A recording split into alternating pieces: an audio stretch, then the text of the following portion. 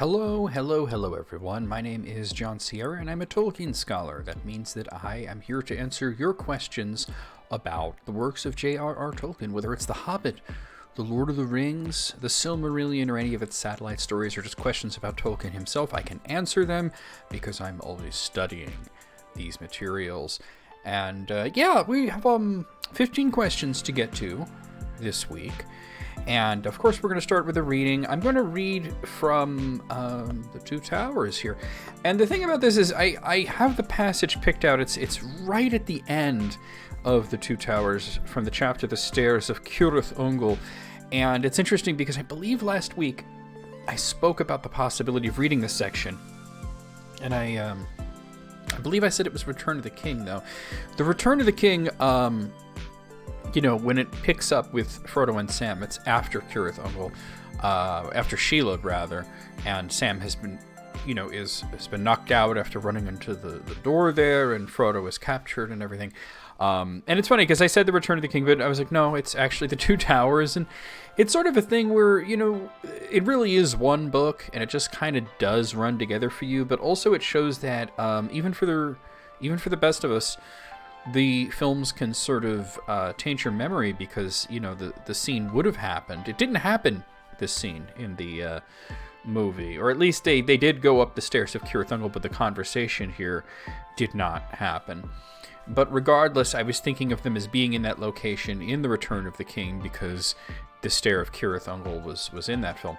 But anyway, the reason I bring that up is it can happen to anybody where there's something from the movie that just sneaks in to your memory of the books no matter how many times you've read them.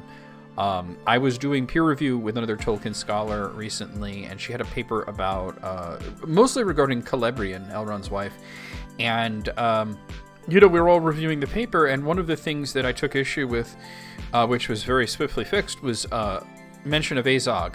And Azog, was indeed around during this time period that she was writing about, but she referred to him as a pale orc and as a defiler, and I said, well, both of those things are actually from the Hobbit films. They're not actually from Tolkien, so sometimes that happens to the best of us. But anyway, I'm going to read you a little bit of the Stairs of Cirith Ungol. By the way, if you notice, the music is different.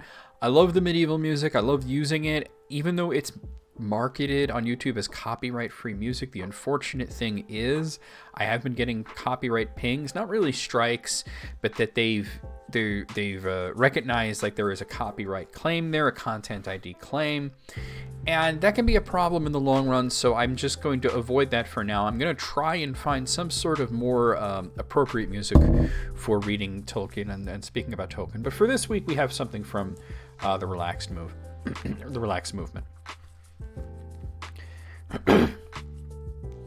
In a dark crevice between the two great piers of rock they sat down, Frodo and Sam a little way within, and Gollum crouched upon the ground near the opening. There the hobbits took what they expected would be their last meal before they went down into the nameless land. Maybe the last meal they would ever eat together. Some of the food of Gondor they ate, the wafers and the waybread of the elves, and they drank a little. But of their water they were sparing and took only enough to moisten their dry mouths. I wonder when we'll find water again, said Sam. But I suppose even over there they drink. Orcs drink, don't they? Yes, they drink, said Frodo.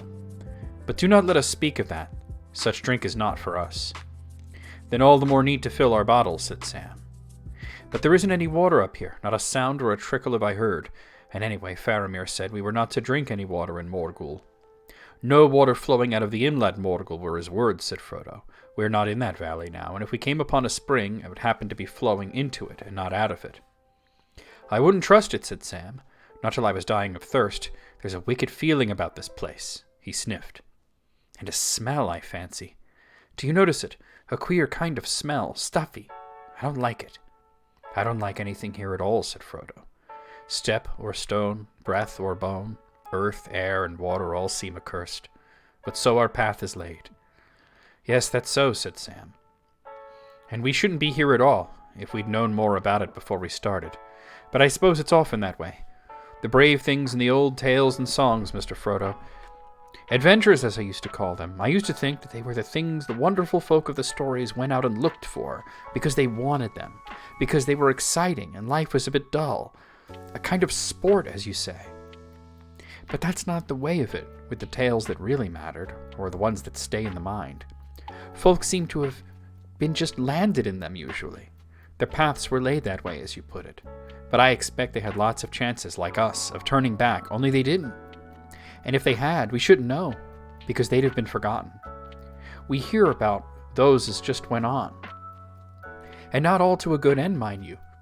At least not to what folk inside a story and not outside it call a good end. You know, coming home and finding things all right, though not quite the same, like old Mr. Bilbo. But those aren't the best tales to hear, though they may be the best tales to get landed in. I wonder what sort of tale we've fallen into. I wonder, said Frodo, but I don't know. And that's the way of a real tale. Take anyone you're fond of. You may know or guess what kind of tale it is, happy ending or sad ending, but the people in it don't know. And you don't want them to. No, sir, of course not. Beren now, he never thought he was going to get the Silmaril from the Iron Crown and Thangorodrim, and yet he did, and that was a worse place and a blacker danger than ours. But that's a long tale, of course, and goes on past the happiness into grief and beyond it. And the Silmaril went on and came to Eärendil.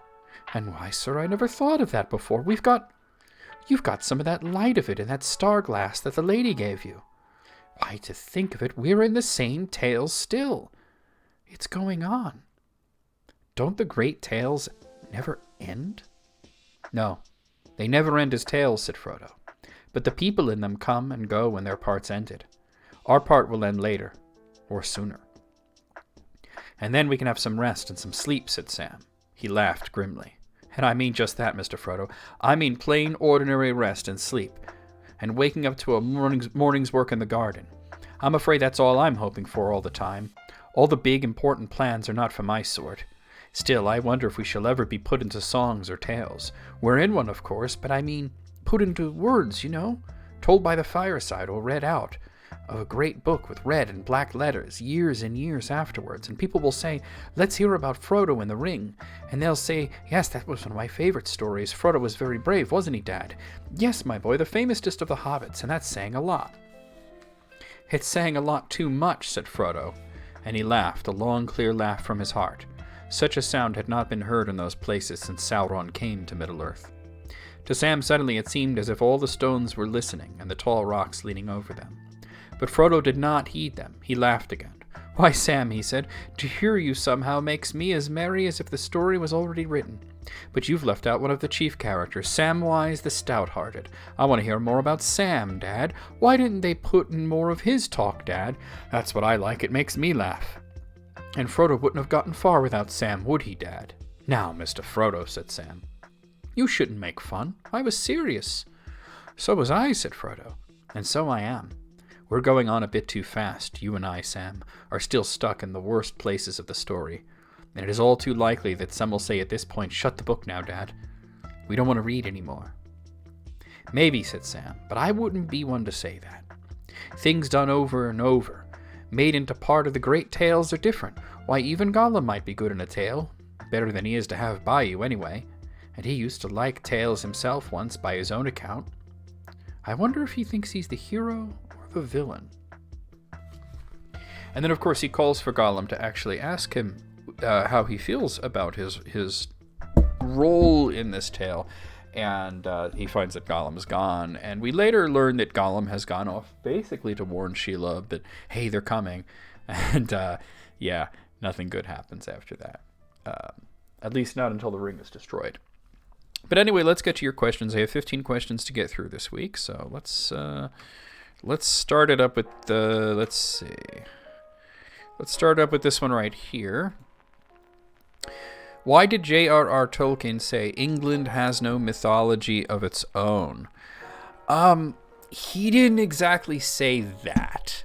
This is a very repeated quote, but it's not something the professor ever said. It was something that his biographer, Humphrey Carpenter, said about Tolkien. The source of Tolkien wanted a mythology for England is twofold. There's two different things that lead Humphrey Carpenter to this conclusion. The first was an anecdote about Tolkien reading a paper on Finnish mythology, the Kalevala, to his students and saying the following. These mythological ballads are full of that very primitive undergrowth that the literature of Europe has on the whole been steadily cutting and reducing for many centuries, with different and earlier completeness. Among different people, I would that we had more of it left. Something of the same sort that belonged to the English. So, in this quote, Tolkien doesn't state that he wishes to write mythology that is specifically for England, but that he laments that England does not have enough mythology. Not that it doesn't exist, because it does, but that what existed has been cut, has been reduced for many centuries. The second source of this is letter 131 from the letters of J.R.R. Tolkien, which was also cited by Carpenter as backing up his claim, and here is the relevant part of that. Do not laugh, but once upon a time, my crest has long since fallen. I had a mind to make a body of more or less connected legend, ranging from the large and cosmogonic to the level of romantic fairy story, the larger founded in the lesser in contact with the earth, the lesser drawing splendor from the vast backcloths, which I would dedicate simply to England, to my country. It should possess the tone and quality that I desired, somewhat cool and clear, but redolent of our air, the clime and soil of the northwest, meaning Britain and the hither parts of Europe, not Italy or the Aegean, still less the east, and while possessing, if I could achieve it, the fair elusive beauty that some call Celtic, though it is rarely found in genuine ancient Celtic things. It should be high, purged of the gross, and fit for the more adult mind of a land long now steeped in poetry.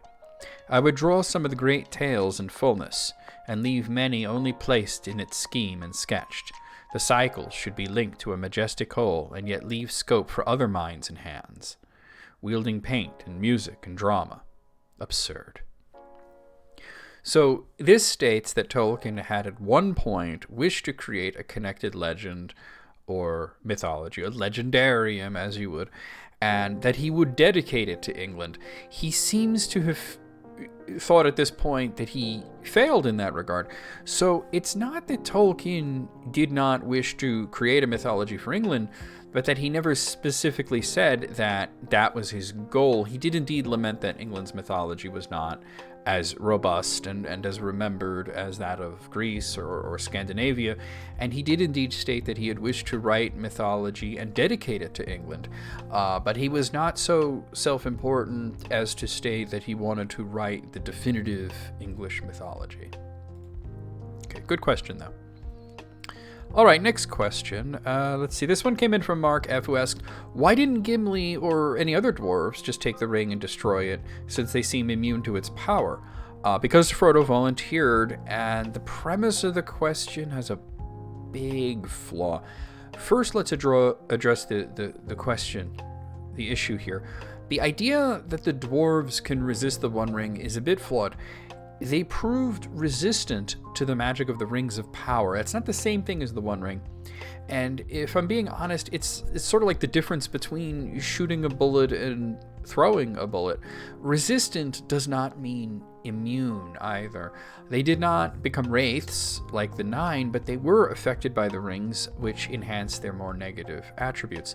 That being said, it is reasonable to assume that Gimli, or any dwarf for that matter, would be better at resisting the One Ring than a mortal man would, but probably not better than a hobbit. Hobbits worked because they didn't have great ambitions. There's not much for the ring to latch onto there. There's not much to promise them. Gollum wanted darkness and fish. Bilbo wanted comfort and cheese. Frodo wanted his home. Sam wanted a little bit of garden to tend to. Gimli might be seduced by the idea of, for example, restoring Moria.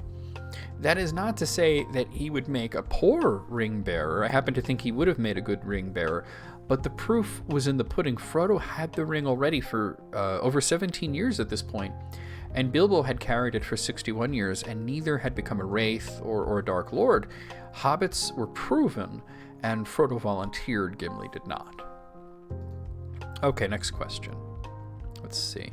This one was asked by Peter Ramirez, who asks, if the Valar allowed Tuor, a man, immortality and life in Valinor, why couldn't Bilbo, Frodo, Samwise, and Gimli have been allowed the same? Well, I actually have a lot to say on the subject, and not all of it I can say here. There's way too much, but the video would be several hours long.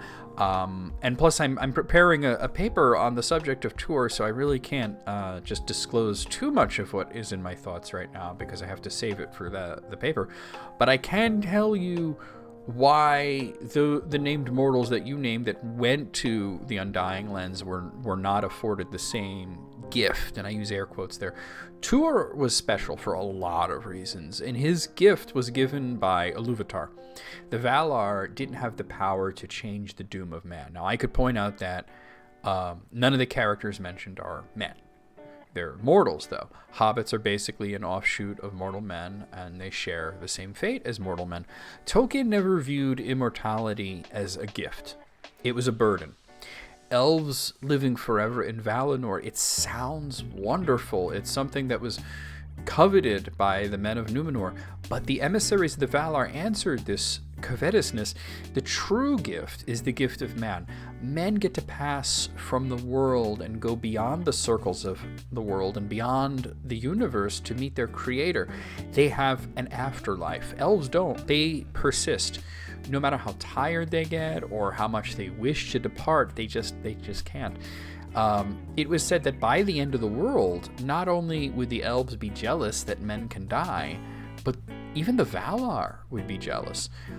The idea of death being something to be feared was imparted into them by Melkor, who told them there's no god but him. He made the world. There's nothing beyond the world and nothing beyond death. This was a lie, but it stirred fear in the hearts of mortals. So in making a mortal immortal, you're not giving them a gift, you're rescinding a gift. The fact is, no one knows what happens to the elves after the end of the world. They are tied to the world. They may perish with it, while mortals have a special place at their creator's side. Now, Gimli is a little bit more unique. Dwarves don't really have an afterlife. They're not children of Iluvatar. They're children of Aula. Dwarves believe that they go to Mandos, which they call the Halls of Awaiting, to wait for the end of the world, where they will be fully adopted by Iluvatar and they will be given an afterlife. Of this they are certain, but elves don't have any such certainty. This is why Tolkien refers to elves as having limited immortality. Good question, though. Okay. All right, next question. Given that only Eru Iluvatar could create life, who created the trolls, dragons, and giant spiders of Middle-earth, who, unlike orcs, were not corrupted elves, and unlike the Balrogs, were not fallen Maiar? Only Iluvatar can create true life. This doesn't mean that no one else can create life. First, let's get the answers out of the way. Melkor created the trolls and the orcs, who were not corrupted elves, but they were made in mockery of the elves, and he also created the dragons. Iluvatar created the spiders. Not all of his creations were pleasant, but there's more to it than that I'll get into. Since you didn't mention them, Sauron created the werewolves, the Nazgul birds, and the wraiths. So anyway, let's... Oh, and the werewolf. Did I say werewolves? Werewolves and vampires. I don't think I said both. Anyway, let's get on with the whole only Iluvatar can create life thing. It's not really true. Aule created the dwarves. Full stop right there. They were gifted free will by Iluvatar after he approved of their creation, but he did not actually create them. They did not have true life, as they were manifestations of Aule's will, but Iluvatar gave it to them. We hear a lot about the Valar actually creating life. Birds, trees, flowers, plants, animals. That's all life. What they cannot do is create beings that have true free will. And what Melkor cannot do is create anything beautiful, but he can create mockery. Trolls are believed to be made in mockery of the Ents, and were likely animated from stone. He didn't create something beautiful, but something foul, and they returned to stone upon death. The first dragon, Glaurung, was a manifestation of Melkor's will. He spoke with Melkor's voice. His gaze was the gaze of Melkor. Dragons were probably just enhanced life as well. Lizards made bigger, enhanced with magic. You see the theme? Stone made alive, lizards made big. Tolkien's idea of orcs being animals enhanced by magic was in there as well.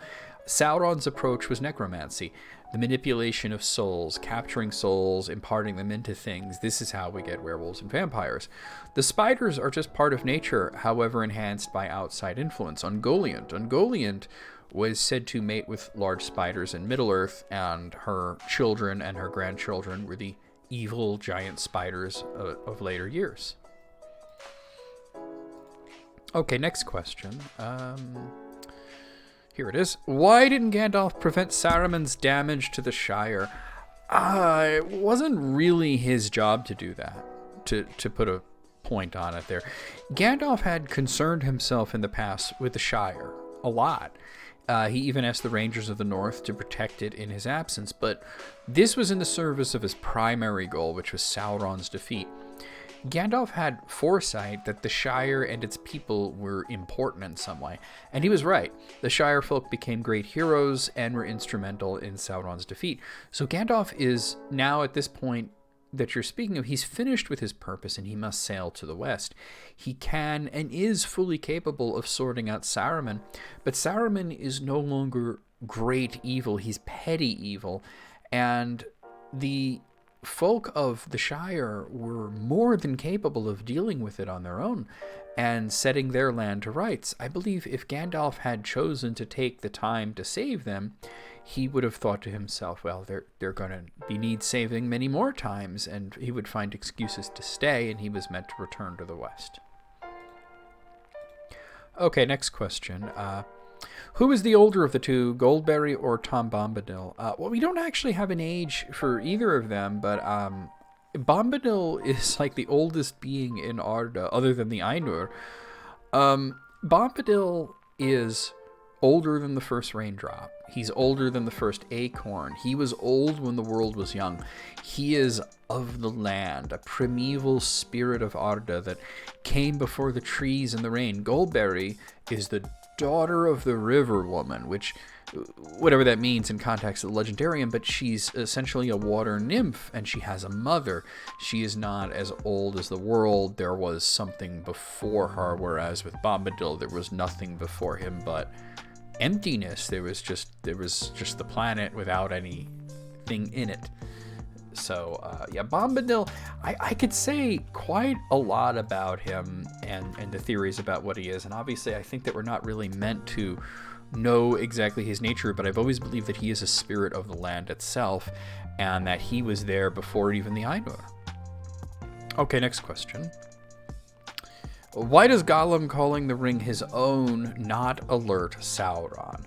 Okay, so there's really two reasons. The first reason, we examine that, Frodo claiming, before I even get to the One Ring, Frodo claiming the One Ring as his own towards the end of the Return of the King, it gets Sauron's attention, and you might wonder, well, why didn't he notice Bilbo saying that it was his, or Gollum saying it was his? Most especially Gollum, because he referred to it as his precious and his birthday present many, many times. So the first big reason is that Sauron was not really concerned with the ring at that time. He didn't need it. And as Gandalf stated in Bag End, Sauron had believed that it was already destroyed and was surprised to find that it was still around. Sauron wasn't looking for it. The other big reason is that Frodo was literally in Mordor at the time, and was even standing in Samath Naur, which is the seat of the ring's power, which is Sauron's power. Doing this in Sauron's domain was going to get his attention. So Frodo did it at that place at that time when Sauron's mind was fixated on the ring. That got his attention. Bilbo and Bag End claiming that it's his and that he didn't want to give it up, that wasn't going to get Sauron's attention, nor was Gollum calling it his birthday present under the Misty Mountains for like 600 years. So, okay, next question. I get a lot of Balrog questions. This one came in from Black Mage, who asks, would the Balrog of Moria, the dragon Smaug, and Shelob ever work for Sauron in the Third Age? It wasn't about Sauron. In that order, maybe yes and no. The Balrog could possibly come into Sauron's service. There are both Maiar of the same order, so to speak, but Sauron has fashioned himself as the new Morgoth, in Middle-earth. So if Durin's Bane had survived and found itself free in Middle-earth, it may come to an alliance with Sauron. This wouldn't be unprecedented, though the Balrogs had a lord who was Gothmog. Sauron was the lieutenant of Morgoth, basically meaning that he was in charge of the war. While Gothmog was a more hands-on leader with the Balrog, Sauron was the logistics guy, he was the strategist, he was the planning guy. So it's very possible, but an open question nonetheless, that the Balrog may not wish to serve anyone in the Third Age, or he may decide that he would serve Sauron. Smaug absolutely would have joined Sauron. Gandalf knew this, and he was greatly concerned by it, which is why he coordinated Thorin's journey with his own. Gandalf had concerns that in trying to drive the necromancer, who he had proven was Sauron, out of Dol Guldur, that he may enlist Sauron to his aid. So with Smaug being concerned with, the dwarves, he would not be so easily tempted into Sauron's employ. Shelob, that's a big no. There's no way. Sauron thought of Shelob as like his pet cat. Now notice that in choosing the type of pet animal that Shelob represents to Sauron, it's a cat. A rather independent animal. Also note that this was Sauron's perception. It wasn't Shelob's perception. She didn't think of herself as anyone's pet cat. Shelob was not in the past near Cirith Ungol because she was loyal to Sauron or because she liked Sauron in any way. She found herself there before Cirith Ungol was built and before Sauron had ever come to Mordor. Her presence was a convenience for Sauron. She made this pass into Mordor dangerous for his enemies and spies, and she was content to stay there as long as she had food, which Sauron was more than happy to provide by driving prisoners that he had no use for into the pass. So we don't know that Shelob even had any knowledge of Sauron or if she cared about him at all. She was purely motivated by food. Shelob is not really even evil, if I'm being honest. Her mother, Ungoliant, was evil, but we have no indication that Shelob is anything more than just a dangerous animal. She does not make any distinction between who she attacks. As the orcs of Cirith Ungol can attest, she groups people into food and not food. Okay, next question. All right, let's see. Why did other people at the Council of Elrond, like Glorfindel and Gloin, not go with the Fellowship? Well, Glorfindel might have been considered, but Gimli was just too old at this point.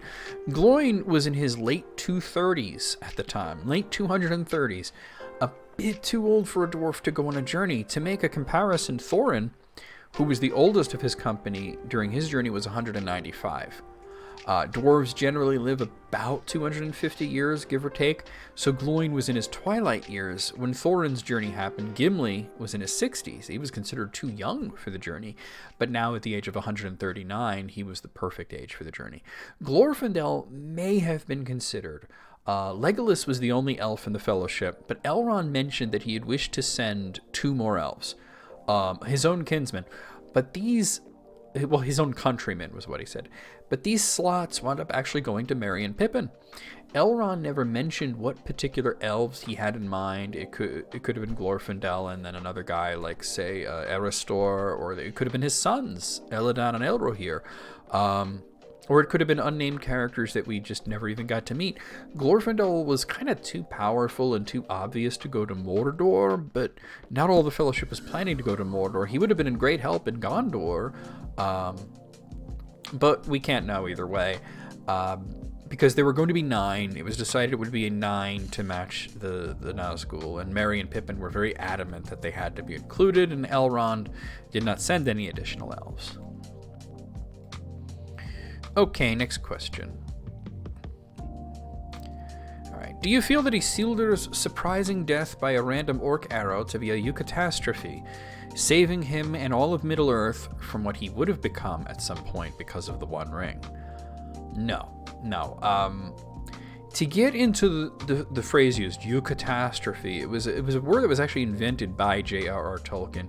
So let's see what his definition was. And I'm going to quote from letter 89, where he said, "And all of a sudden I realized what it was, the very thing that I have been trying to write about and explain. In that fairy story essay that I so much wish you had read, that I think I shall send it to you. For it coined the word Eucastastrophe, the sudden happy turn in a story, which pierces you with a joy that brings tears, which I argued is the highest function of fairy stories to produce." So a bit later in the same letter, Tolkien speaks of the idea of a eucastastrophe in Christian doctrine. He doesn't refer to the crucifixion, which is a death, but he refers to the resurrection as an example.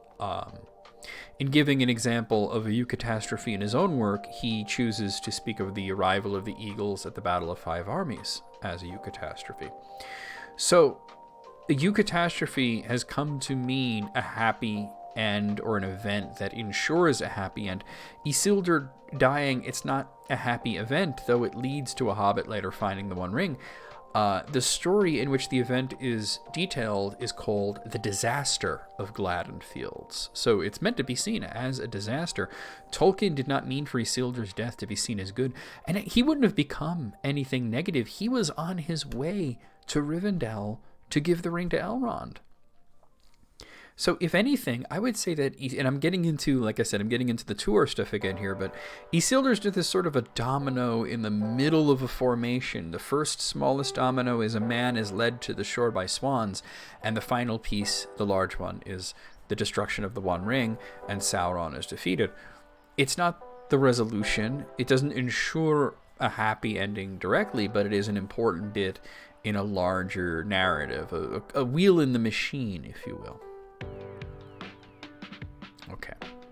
Next question. If a human lived for as long as an elf in Middle-earth, would they eventually become an elf and gain immortality? So we're getting into the Tuor stuff again. If a human lived as long as an elf, that would be forever, which means that they are spiritual.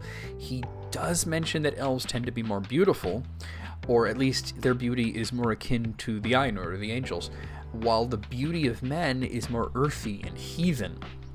It's kind of a polite way of saying elves are pretty, men are hot. That's basically what Tolkien is saying there. There are exceptions. Men who are elf fair, and even hobbits could be described as elf fair, such as Samwise's eldest daughter. Either way, they're the same species. We know this because they can intermarry and they can have children, and then those children can continue to have children. Despite any difference in degree of the or the type of beauty, the difference that matters between the two is that elves live forever. They are bound to the world until its conclusion. Even if they are bodily slain, they can return and they will never pass from the world. If this happens to a man, he's not a man, he's an elf.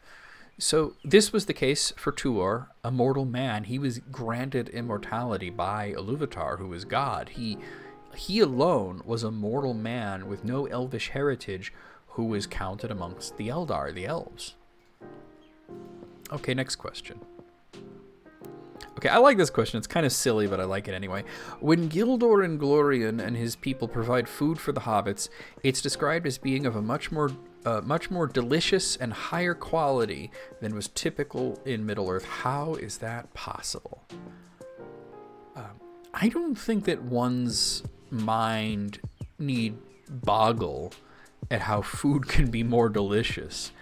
Frodo has never in his life been outside of the Shire. His experiences are limited. While all hobbits are good cooks, and Samwise, who usually prepared Frodo's meals, was said to be a good cook even amongst hobbits, he was experiencing food that he had never tasted before, made by a people of which he had very little experience with. Gildor describes himself as an exile, tarrying a bit. He says that he is of the house of Finrod. It gets a little complicated, but the original Finrod in Tolkien's work became known later on as Fingon in the final revision, and the character that was his son, Inglor, became Finrod Felagund. Now, so the name Inglor was reused as a part of the name of a relative of some sort, Gildor Inglorien. Now, what this all boils down to is that Gildor and the elves that are around him, they're very old.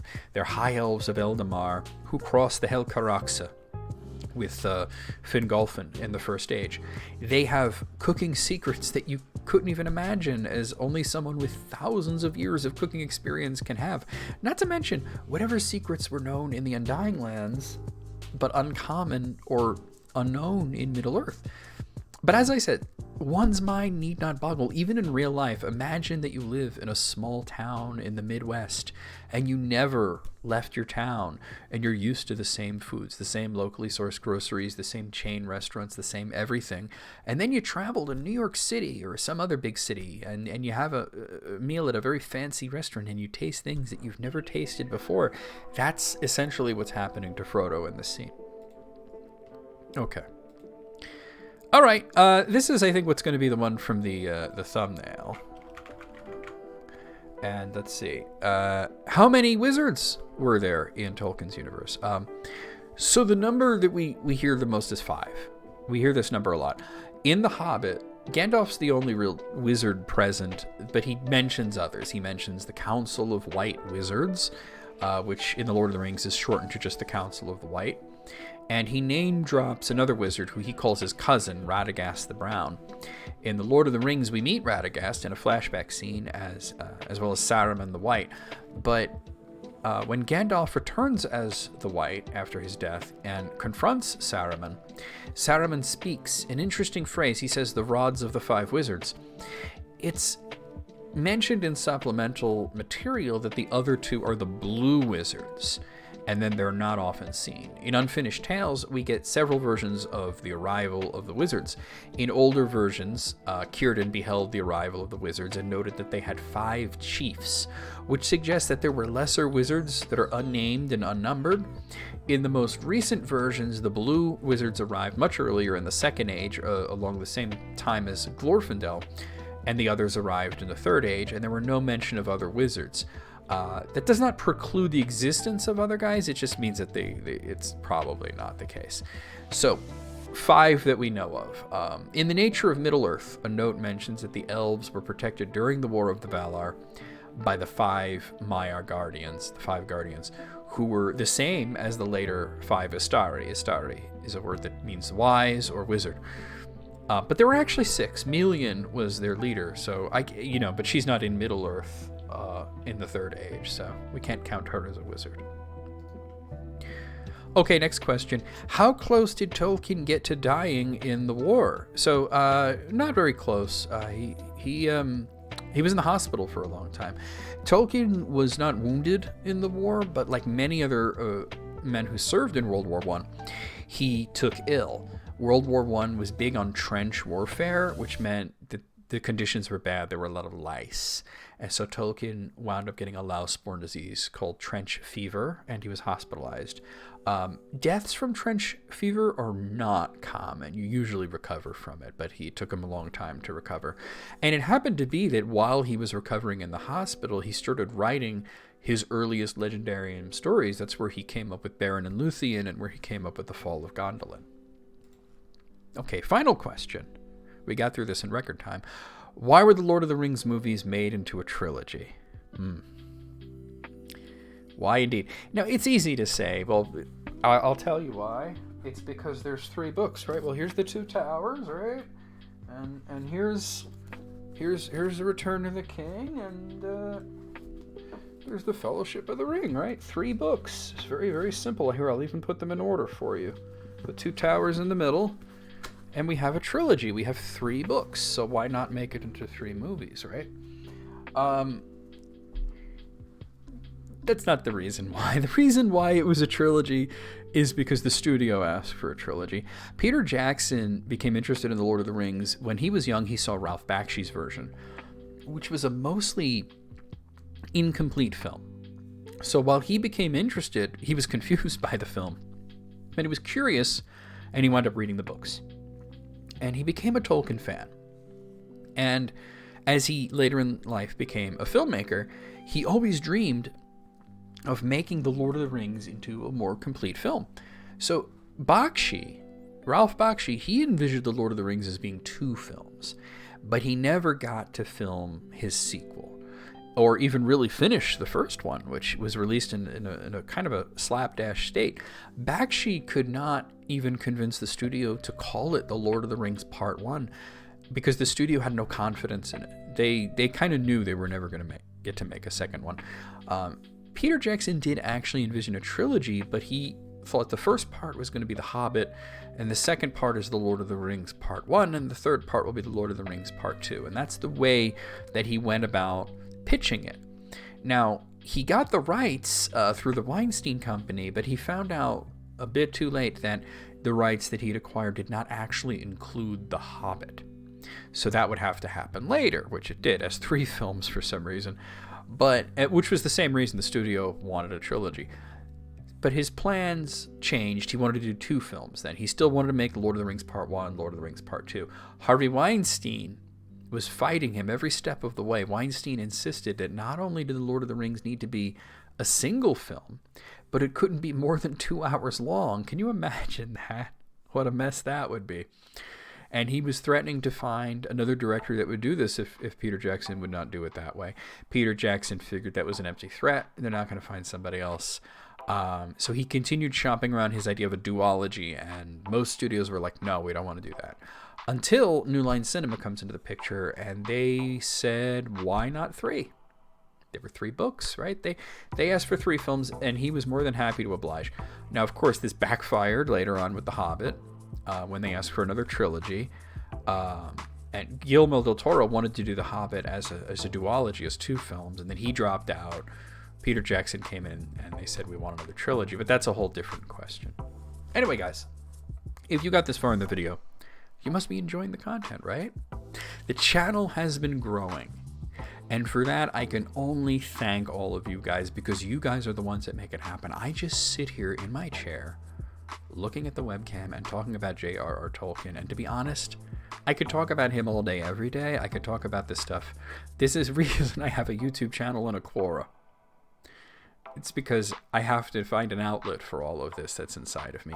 So thank you so much for continuing to support the channel.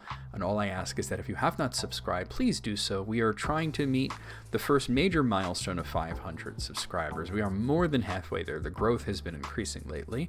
I got a comment not too long ago that mentioned that I was all over their algorithm, and I think that's wonderful.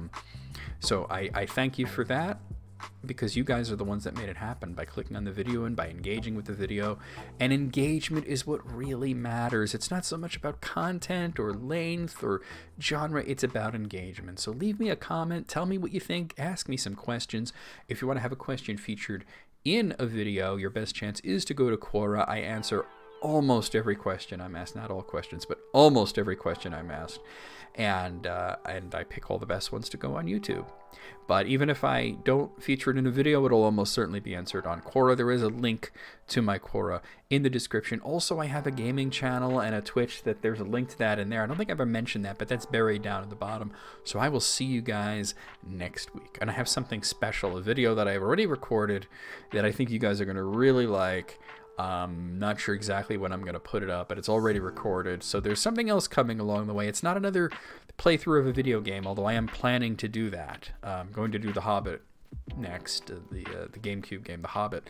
But something a little bit different, and it's going to be the first in a sort of a long series. And I think once you guys see the first one, you'll understand where I'm going with it.